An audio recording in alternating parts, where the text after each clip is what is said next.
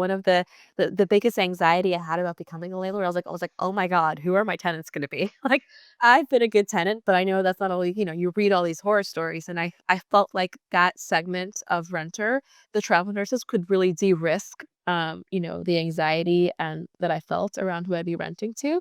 And secondly, a not insignificant part of this was the zoning and the regulations. So right around the time, that I was looking into renting, the city of Louisville had put in an ordinance, pretty much, like banning new applicate or like severely restricting, I should say, new applications for people to do Airbnb. Welcome to the Landlord Diaries, the official podcast of Furnished Finder, your trusted companion for building success in monthly rentals. I'm Kelly Bailey with 8 cash-flowing monthly rentals in Texas. And I'm Katie Lyon, Marketing Director at Furnished Finder and real estate investor with 13 furnished rentals across multiple states. In every episode, we share real stories, practical tips, and expert insights to help you grow with confidence, from securing better bookings to maximizing your rental income. So follow the show and let Furnished Finder be your partner in building a thriving monthly rental business.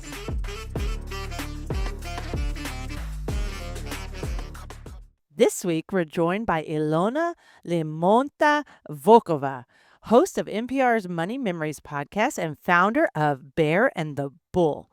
With a background in finance and a passion for personal wealth building, Ilona shares how one unexpected property can change everything and why she believes positive cash flow is non-negotiable. From accidental landlord to intentional investor, Ilona shares the mindset shifts, money lessons, and midterm rental strategy that helped her build cash flow and confidence, one financial choice at a time. Ilona, we're so excited to have you. How are you today? I'm so excited to be on the show. I'm doing great. Thank you for asking. Yes, and I know a bit of your story, but I'm sure many of our listeners do not. So, why don't you kick us off with, what is Money Memories and Bear and the Bull, and how were you inspired to start those platforms? Great questions. I'm more than happy to share. So, by way of personal context or professional context, I've been working in institutional finance for a little over a decade. I currently work in venture capital, but prior to that, I was in private equity and corporate finance. And when I say those things, for most people, they automatically assume that I must be great with like personal finances and accounting. And the truth is, it couldn't be unfortunately sometimes further off. I deal a lot with like company financial strategy and whether to invest in companies or not. But along the way, because I work in finance, I had many personal friends of mine consistently reach out to me because they felt anxiety or uncertainty around their own personal financial matters. And they would always preface this by saying, I feel so embarrassed, or I'm so ashamed, or I'm scared to Oh, admit this. And after hearing that recurring, like, I feel embarrassed, I feel ashamed, I don't want to talk about this, I realized there's something going on with how mm, people feel about their personal finances. It's something that, um, for whatever reason, people feel kind of like shame or scared to talk about. And they feel like they can't always necessarily they don't know where to go to, I should say, to talk about their concern and anxiety. And that was really the kickoff for Money Memories. I was walking, I was literally going for a walk and I was kind of ruminating on these things. And I was like, wow, Money Memories. Wouldn't it be great if I had a show where I asked people about their earliest or most impactful money memory and we unpack, what that felt like at that time and how that went on to shape their, experiences with money. And so I started the podcast because I had that idea. It was COVID and people joke everyone started podcasting COVID, but I have longevity. We've been at it for almost 6 years now. And it's been a great way to kind of distill people's anxieties around money. And along with that, I've also been, writing for a long time, not only about personal finance, but also things on like the more corporate and fintech side of the world. And so Bear and the Bull is my platform, which includes my Forbes fintech column and some of the other more institutional editorial writing that I do around fintech. So I like to think that I get to merge both of those worlds of personal finance as well as more institutional and corporate finance with my platform. Katie, I don't know about you, but I think it'd be fun to share our earliest money memories. Oh man, I mean, we can do that. I will tell you that I grew up feeling a lot of financial insecurity, whether that was, from different family circumstances. And I feel like, my parents tried to really protect me from feeling that. But as when you're a kid, I think, especially when I was a kid, I would pick up on little things and feel them probably even more severe than they were. So I am with you. I am in the group of people that talking about finances and looking at things debt in the eye can be really scary and unnerving. And sometimes I tell my husband, I'm like, I don't want to know what I've spent on Christmas. You just tell me when to stop. Because, there is things. So I think that, it is a lot of times can carry a lot of shame and hesitation Mm, and a lot of just insecurity, right? So mhm. I love that you are talking about that and then also talking about on your other platform financial strategies and insights and techniques because you need to have both of them. Um They've gotta go hand in hand, right? And we don't talk about it enough in our culture. We don't give our kids enough resources to understand it. We don't give young adults enough resources to really understand it and strategize. Yeah. I have 2 fun ones. My first 2 money memories would be walking into Wells Fargo with my mom and her helping me open a checking account and teaching me how to balance my checkbook. I'm so thankful we don't have to do the balancing of the checkbook anymore, that it's all online and does it for you, right? And then my other memory is I had really good tooth fairy, parents. They would, Mm, leave somewhere between $5 and $20 most of the time when you lost a tooth, so you were excited to lose a tooth. But those are that's my first awesome. 2 money memories. Well, if you wanna listen to Ilona's show, that's kinda how she kicks off the episodes, and, there's a lot of people that share just as Katie shared, like, it's not the best experience, and that's why they learned how they wanted to do their life with money. So, Ilona, I'd love to hear more on, just your real estate part of your journey, and you recently shared in Business Insider how owning rental properties in Louisville, Kentucky has helped you afford life in high cost living cities like San Francisco. Can you walk us through that decision?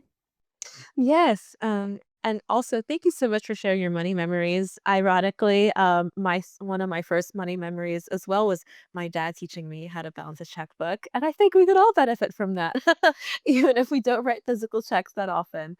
But let me give you a little bit of context on how I became an accidental landlord. So during the pandemic, 2020, we were all forced to, work remotely because it was a really uncertain time.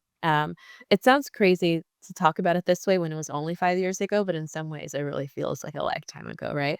Mhm. Um, at the time, my employer was located in Philadelphia, Pennsylvania, but my parents were living in Louisville, Kentucky, where I grew up.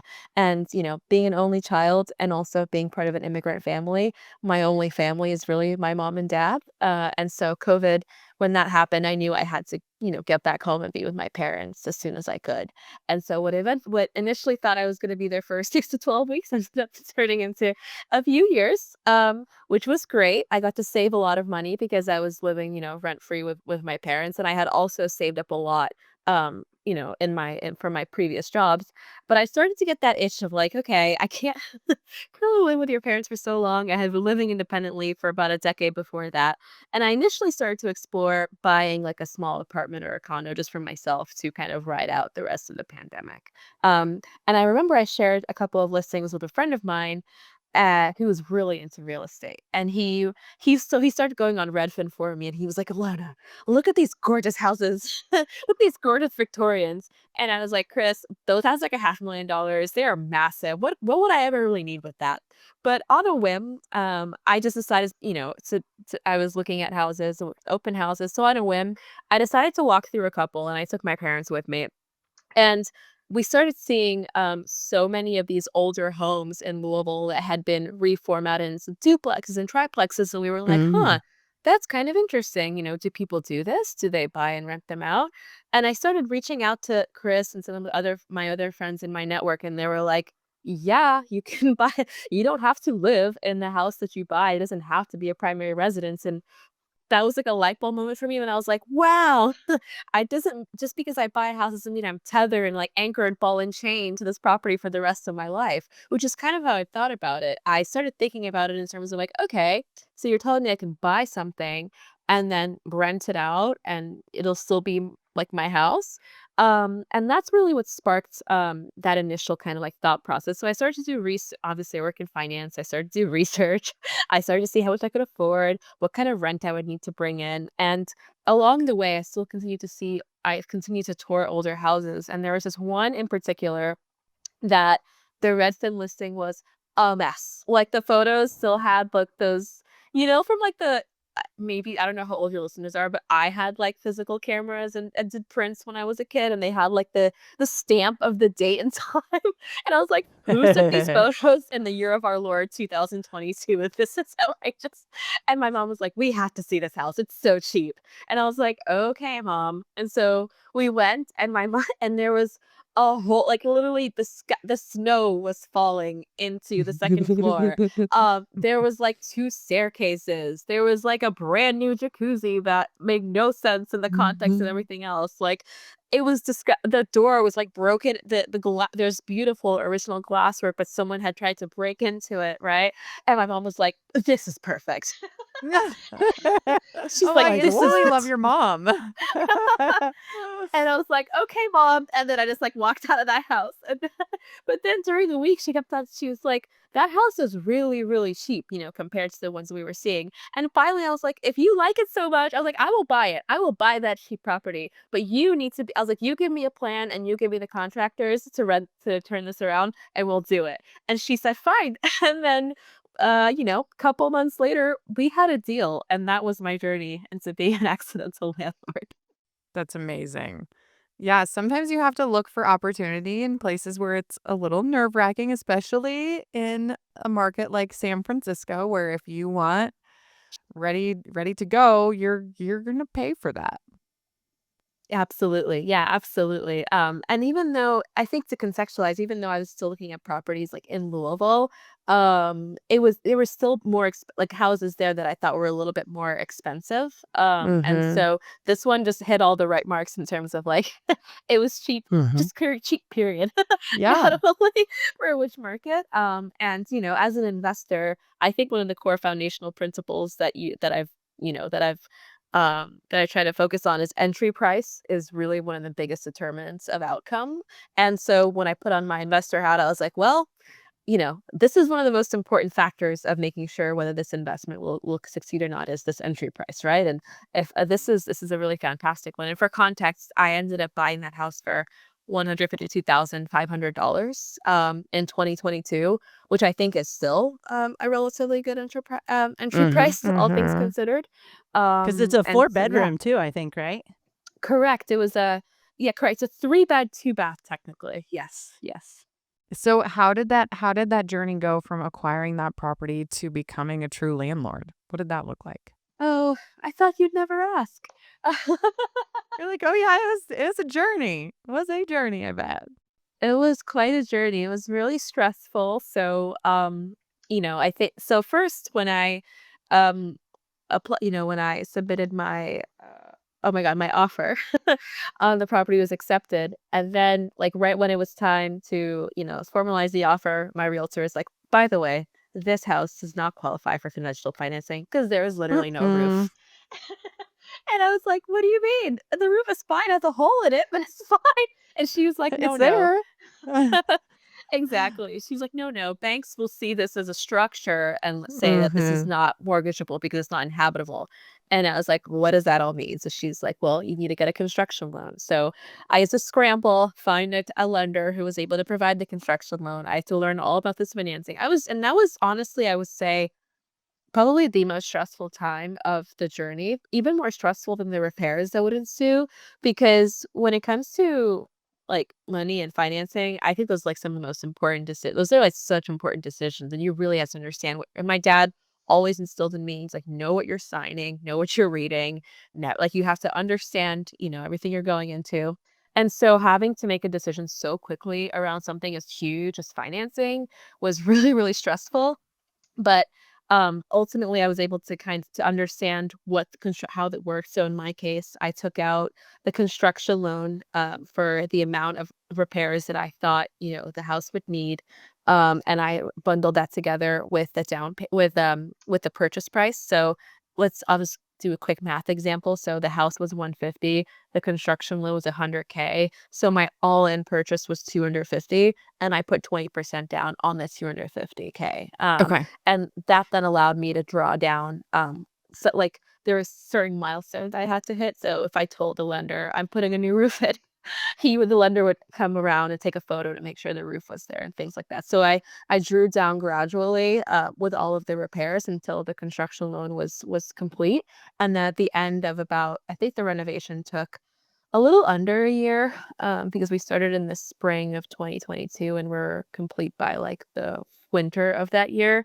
and then at that point, when it was kind of almost complete, like, the last things that we had to do were, like, pick the tile for the bathroom or the counters or something like that, I, refinanced it to a conventional 30-year mortgage, and it was so while we were doing all those repairs and drawing down on that loan, I had relocated to Southern California for a new job, and so I wasn't even able to be really on the ground managing the repairs and things like that, but, because I had relocated, I knew that this was not gonna be, my primary property and that I was gonna rent it out, and through that journey, um started talking to neighbors in where the house was located, and they were like, "Well, where this neighborhood is close to like 7 of the major hospitals in Louisville, and we're getting a lot of travel nurses coming through." And I was like, travel nurses, interesting." And one of my best friends actually is a nurse, and I was like, "Hey, Christy, tell me more about this travel nursing thing. Like, what how's that work?" And she's like, "Oh,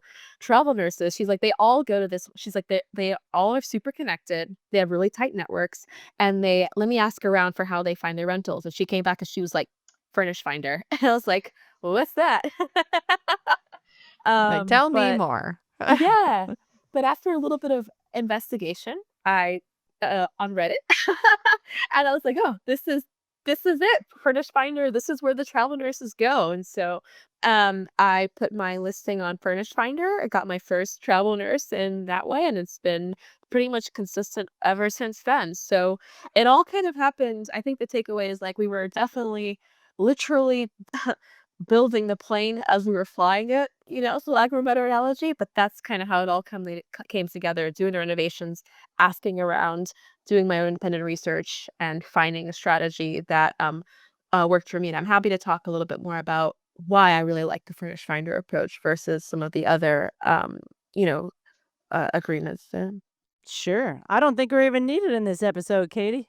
Yeah, I would love to talk about that. Also, Alana, I think we've learned a lot about just your personality in this first 15 minutes that you don't like to do anything the easy way.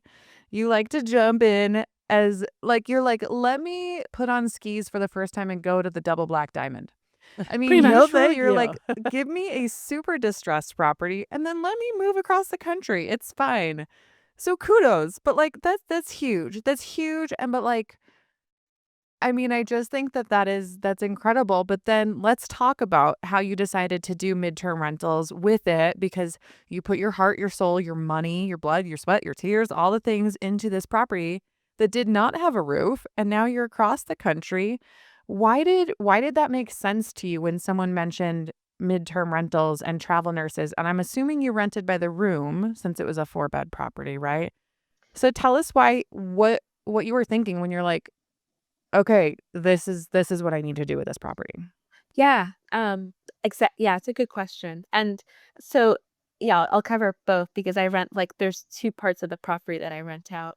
But initially, what appealed to me about travel nurses was like everyone that I talked to was like, "Oh, they're the best tenants." They're a lot of, and my friend that I talked to about who was a nurse, she was actually working night shift at the time, so I knew firsthand like her schedule was like usually she'd be working in the evenings, sleeping out. So like very in terms of, what's it called, like, wear and tear of the property, potentially quite limited because they're very, very busy, and most of them are, they might so a lot of them actually are, in my experience, will live not too far, actually, like, they're their homes or their families might be, like, within driving distance, so some of them might actually drive home on the weekends, and so they're literally needing a place to stay just for their shifts. I mean, it really depends. I've had travel nurses from all over. So one, I felt like in terms of, like, a core tenant base, one of the biggest anxiety I had about becoming a landlord, I was like, "Oh my god, who are my tenants gonna be?" Like, I've been a good tenant, but I know that's not always you read all these horror stories, and I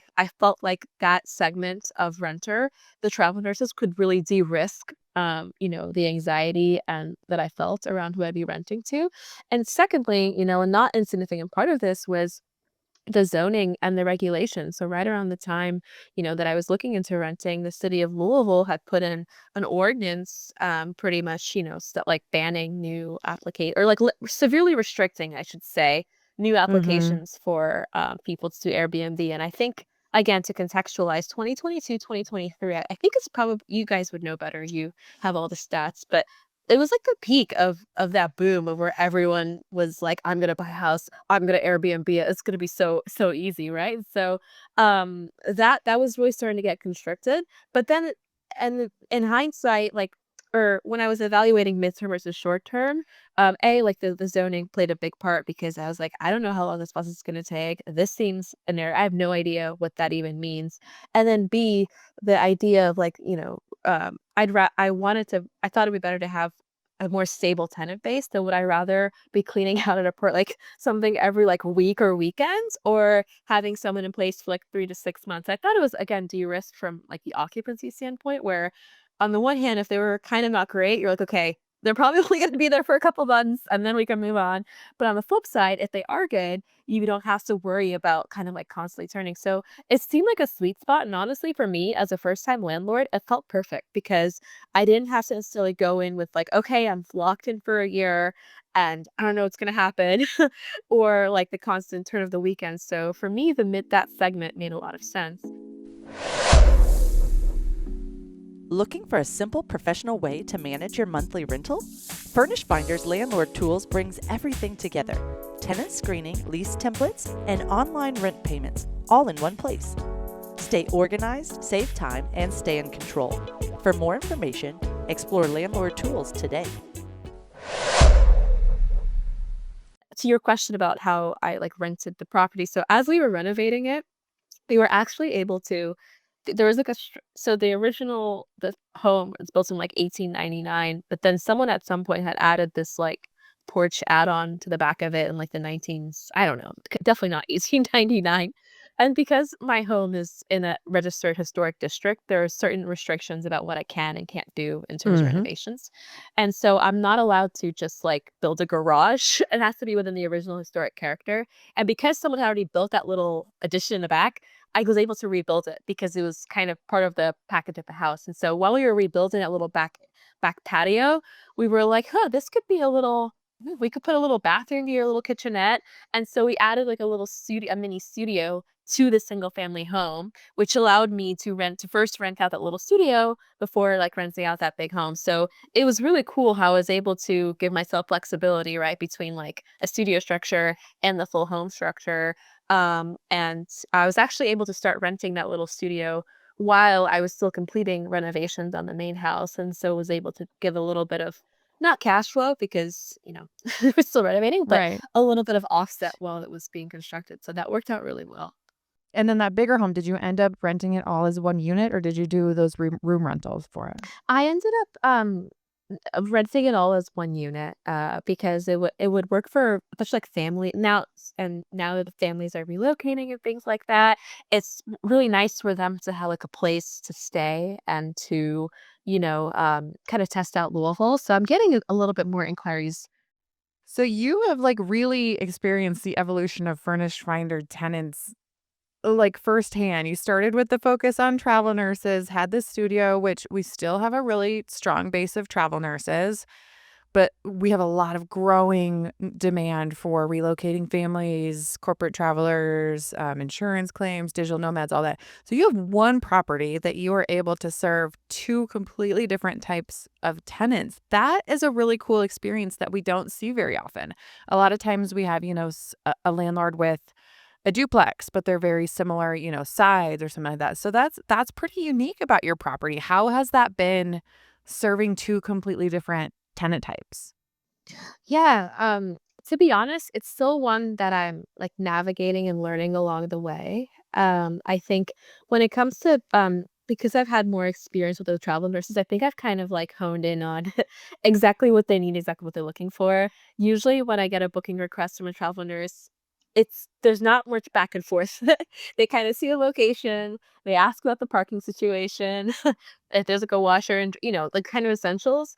And then, I do it with a background check or it's more like a credit check. It's the tools that are integrated with Furnished Finder, and then Mhm. draw up a lease. We agree to the terms, and then we're good to go. And I should have mentioned that the lease part is actually another really thing that I really like about Furnished Finder compared to like short-term rentals or even like listing on Airbnb because you can list longer on Airbnb, but I still prefer Furnished Finder because the fact that I have control with a lease, and I think that's just better for landlords and tenants. But anyways, um, so when it comes to like the nursing side, I think it's like a pretty well-oiled machine for like the family. Or sometimes I've also had groups of like because my property is located by university, I've had like housemates of college students as well. And so that's also been an interesting niche because I was a college student myself, so I've rented a house with my friends and stuff like that.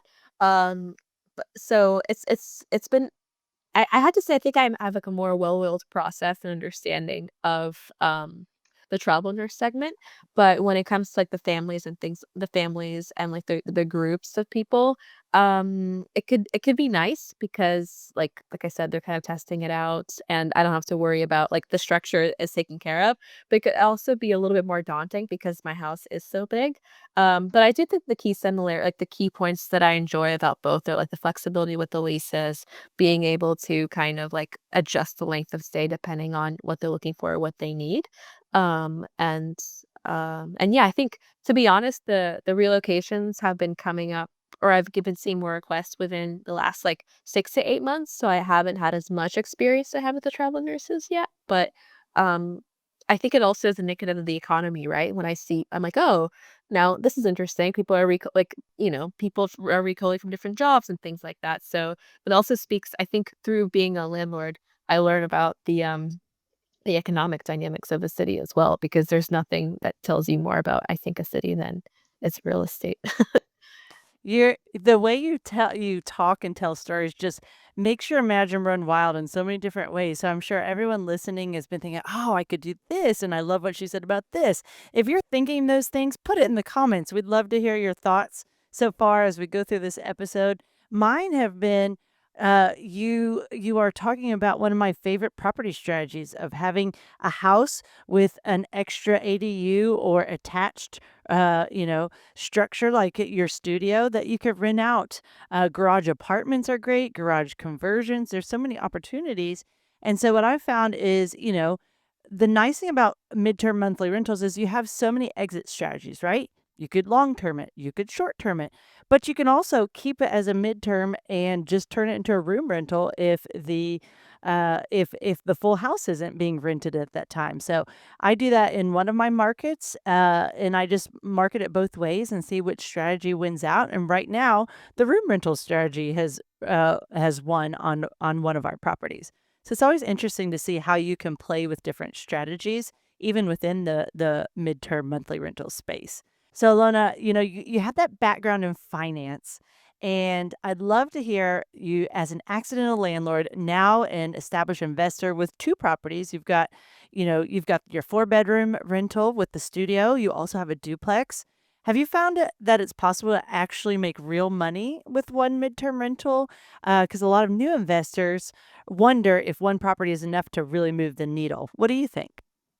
Yeah, so, as soon as I started renting out my property like a good little finance Wharton student, I created Excel spreadsheet, Woohoo! Katie which loves those. but it's important, right? Because like I said, I ran my numbers when I made the investment, and then I still track the investment, to stay because you need to for your you just need to see where the money's coming in and out of. And that's actually was one of the most surprising things for me, was to see the cash flow on the midterm rental strategy, because just for context, I pay I pay for Wi-Fi, utilities, as well as like gas and electric in my property, because in a midterm rental, it doesn't make sense to have people like sign up for new. That's just not really feasible. Um, and so, especially in a city like Louisville, where in the summertime the AC bill can go up, and in the wintertime, like, like the heating and stuff like that, I was really sure. I was like, "Oh gosh, summer's gonna be so much. Like, am I gonna break even on this even?" But I think so. The first I mentioned, I started renting out the little back studio unit before the main house was done, and I rented it like really, really under market. I knew that, but that was part of my strategy, is because I just wanted to I wanted to like test and learn. So I was like, "Okay, let me just get my first person in, see and see what this is even like. Like, how, like, do they have questions? Do they like it here? What kind of things come up, like in terms of." And also, after a major renovation, kind of like you're at an old home, it's kinda it's gonna keep talking to you, for lack of a better term. So, you might have fixed this leak or done this thing, but then when someone's actually using that every single day, you need to, things might come up. So, I priced it, like, pretty below market, in order to, A, to just learn, and B, see make sure all the repairs were kinda working as they should.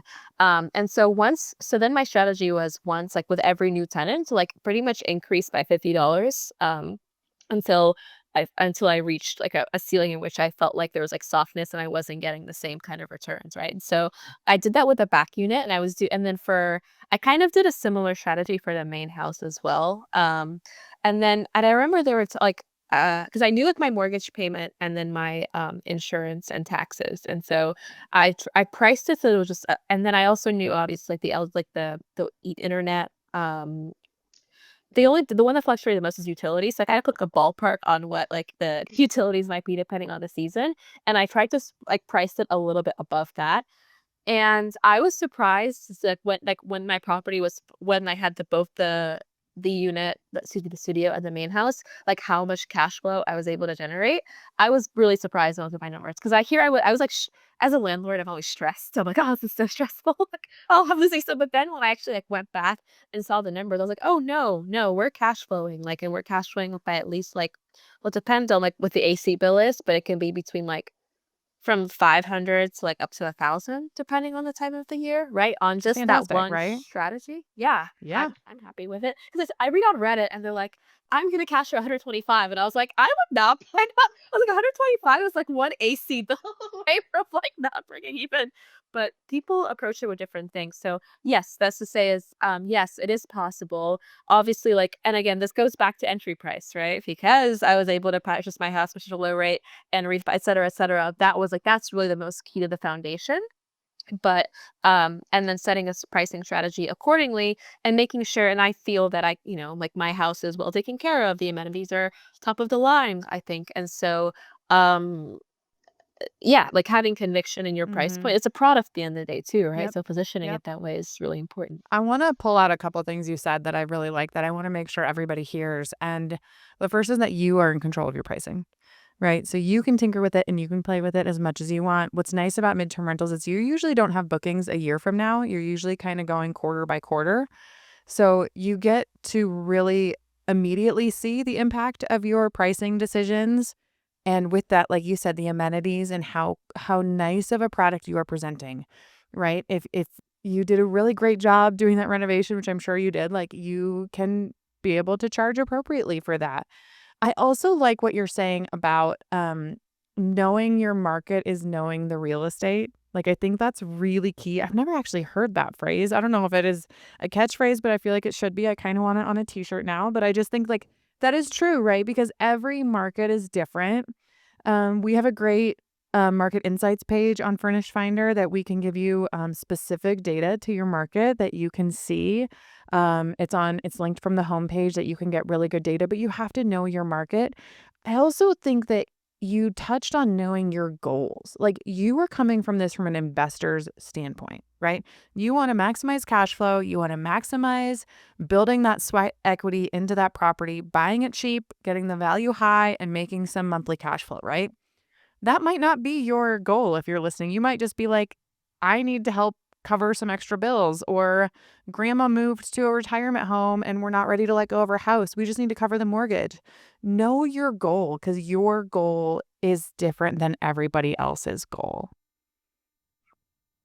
I think that, yeah, way to succinctly say, I feel like I'm just like rambling. I like that meme No, from It's Always you're putting the story to it, which is like perfect, right? Like you're demonstrating it. So with that, like what do you think the difference between what you would have gotten in rent from a midterm versus a long-term rental is? Like how much of a significant Hmm.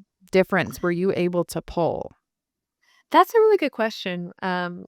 I should probably sit down and analyze. I think so. I kind of do have a point of comparison because, as you all mentioned, I ended up like a year and a half later. I bought a duplex, and that's so it's also a historic property that had been split into two.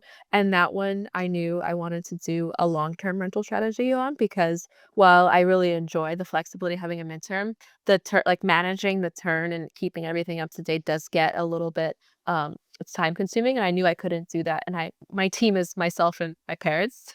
We don't have like like if I had a bigger team, maybe I could, but I also just wanted to see what it was like. Like I wanted the stability of locking in like 12-month leases, and to stabilize that cash flow base, while also getting to optimize on the midterm side.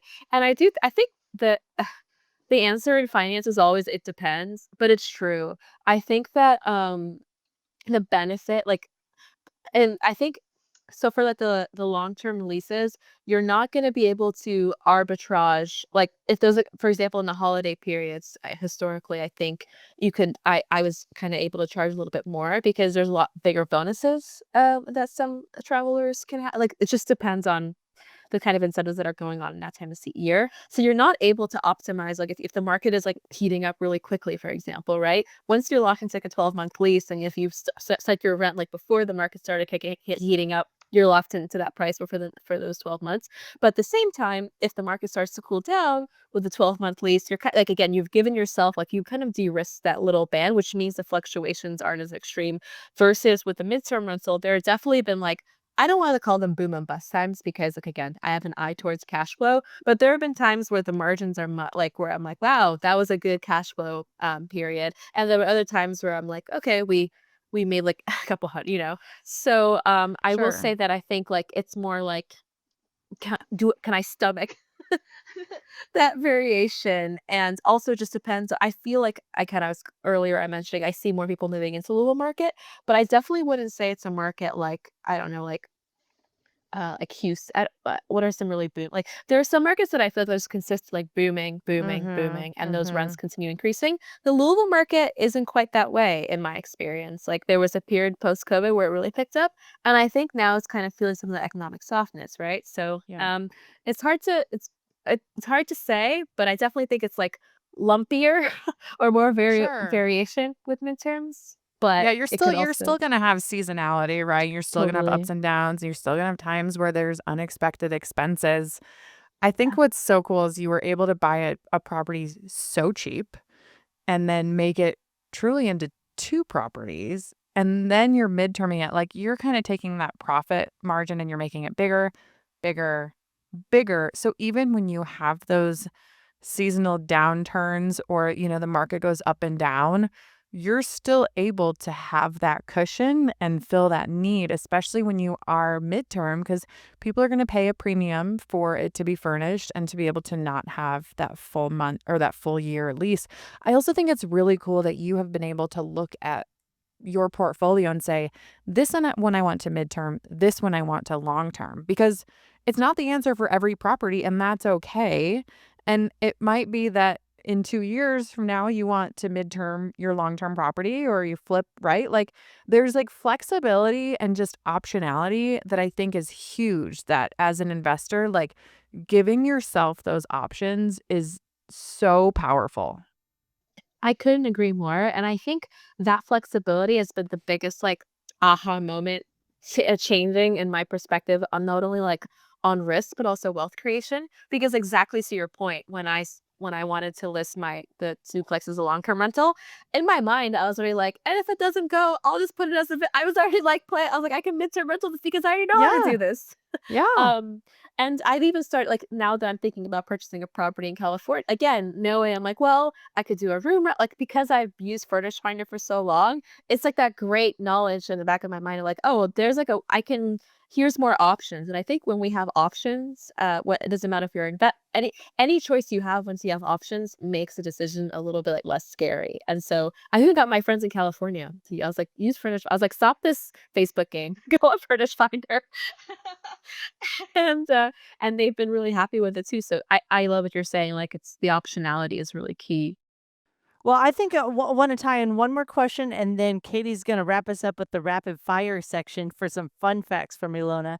But one thing I really want to wrap up with is the idea of, just getting started. You were an accidental landlord, and you realize, wow, this is totally a great investment strategy.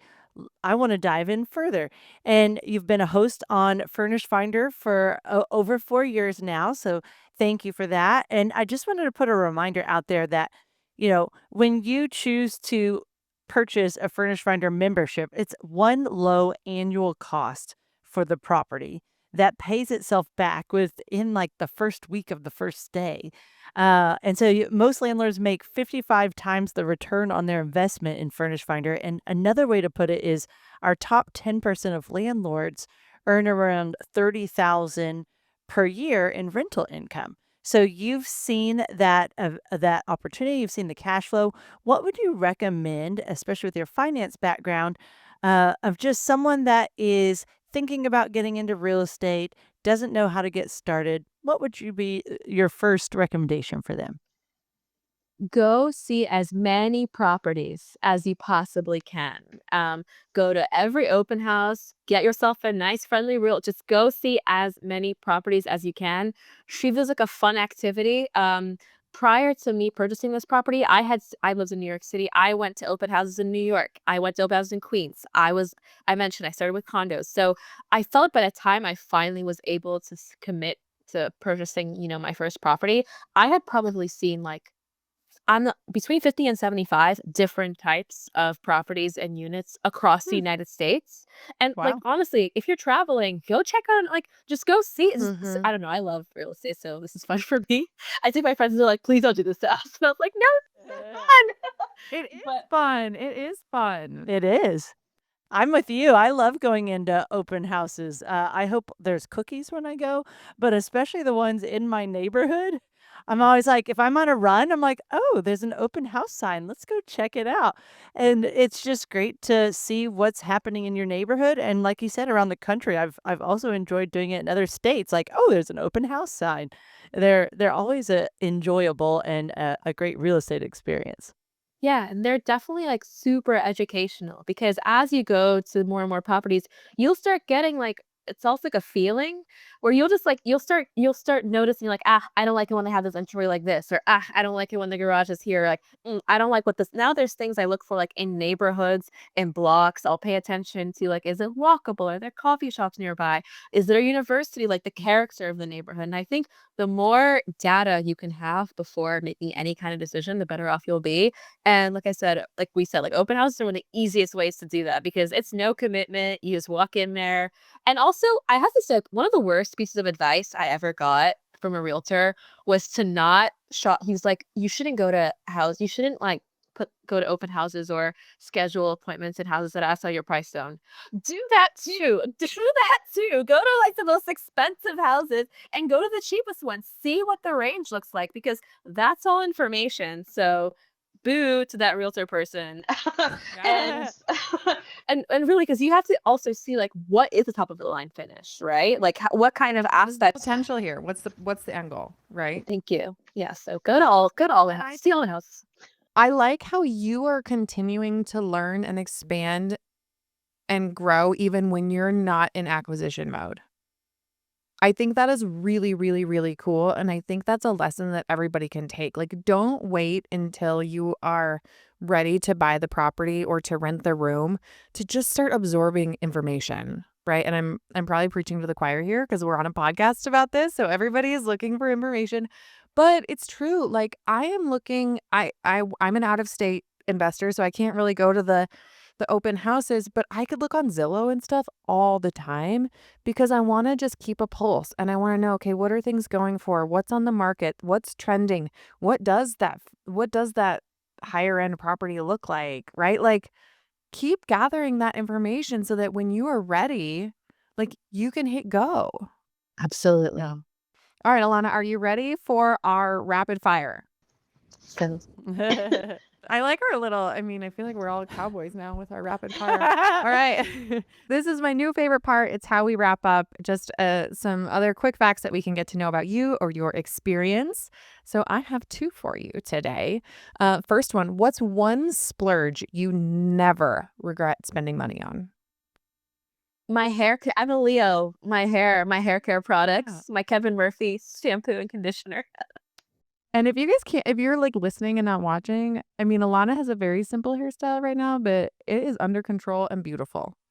So I'm gonna say I recognize that. All right. Second, hey Kelly, what's the one splurge you never regret spending money on? Too many things. You only get one. You only get one. Travel. Travel. That's fair. Yeah. I'm gonna say my one repetitive splurge is coffee. I will never ever feel bad about getting a coffee on the go because that $7 coffee is not gonna make me broke. So anybody who tries to tell me that is a big fat liar. And life is about the joy. Yep. All right. Next and last question. What has it been like working with NPR? Because how cool.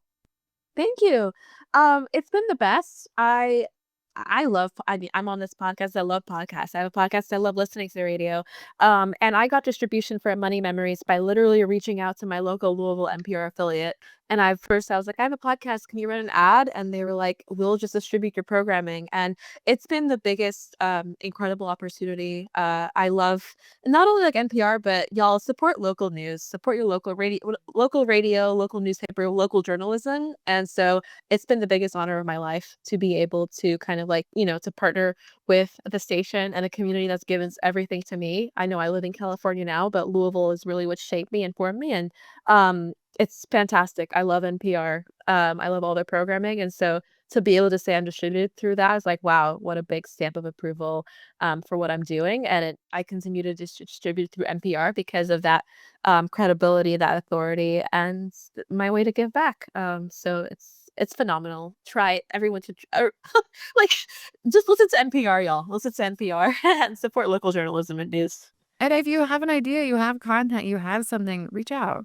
Reach out, right? Yeah. The worst someone can say is no. So I love that this is just a reflection of you're going for that double black mountain. So far you're doing just fine. Is it a bad time to say I don't have an ACL because I went for the double black diamond? This is a bad time. I need to pick a new analogy. But I don't have anything on hand. I think it's a Yep. great analogy.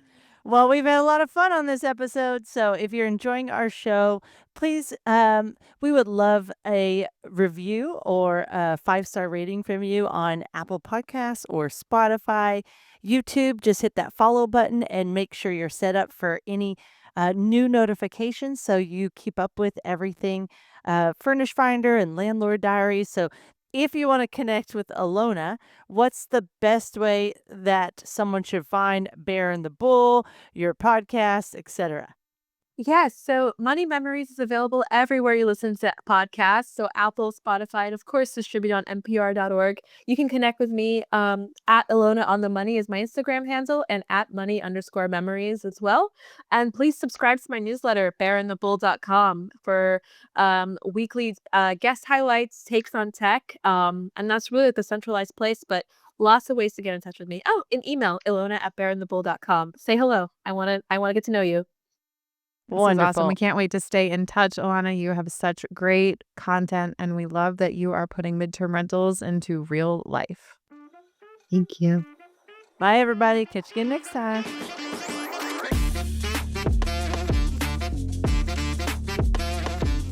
Thanks for joining us on this episode. If you're enjoying the Landlord Diaries, be sure to like, subscribe, and share it with others.